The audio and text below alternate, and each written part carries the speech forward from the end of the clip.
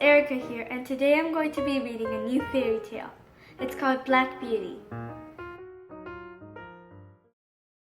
A long time ago, a handsome colt was born on a quiet farm. His coat was a beautiful shiny black, except for one white foot and a white star on his forehead. He enjoyed running through the meadows, but he was also very calm and well-behaved. Years passed, and the colt grew into a proud stallion. It was time for him to begin work. One day, a kind man named Squire Gordon came to the farm. He took one look at the black horse and decided to buy him and take him back to his estate. Before he left the farm, the horse was taught how to wear a saddle and how to carry a rider. It was then time for his very first pair of horseshoes. He was proud and excited.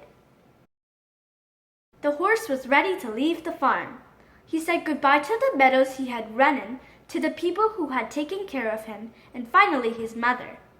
His mother told him to be gentle and good, and gave him a farewell nuzzle.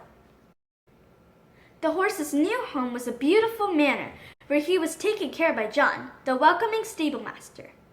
John took the horses to meet Squire Gordon and his wife. Mrs. Gordon admired the horse's lovely coat and decided to name him Black Beauty. Black Beauty then met Merrylegs and Ginger, the other horses who lived at the manor. Squire Gordon was a kind master, and the horses were very proud to work for him.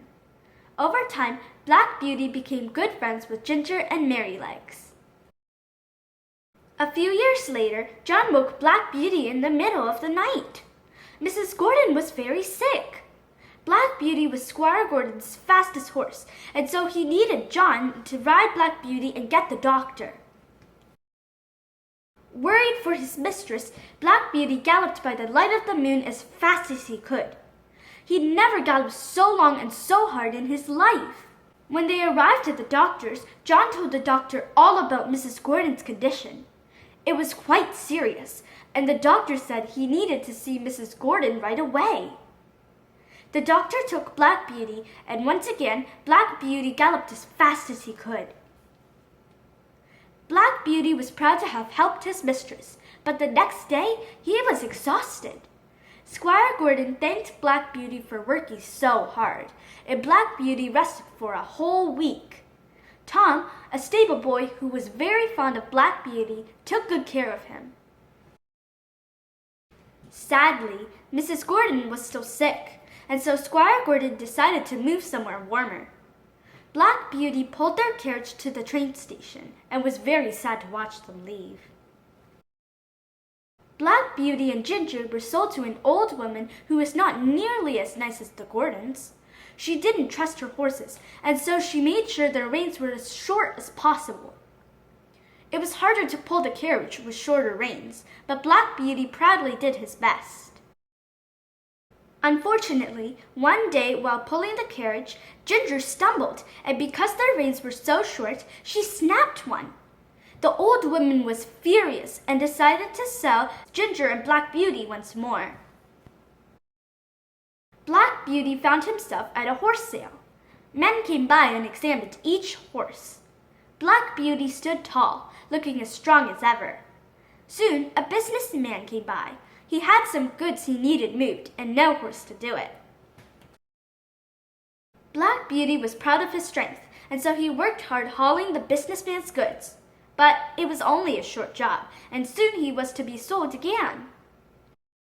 At the next horse sale, Black Beauty caught the eye of a kind man named Jerry. Jerry drove a cab in the bustling city of London and was in need of a strong and sturdy horse to pull it. Over time, Black Beauty became one of the city's best cab horses. He knew all the city streets by heart, and his shiny black coat was admired by everyone he passed. Whenever he arrived to pick up passengers, people would admire his lovely coat and be proud to ride in Jerry's cab. Jerry treated Black Beauty with love and kindness, and his family adored Black Beauty. Jerry always made sure to rest between long journeys, and never worked Black Beauty too hard. Jerry's children helped take care of Black Beauty too, feeding him sweet apples and shining his coat.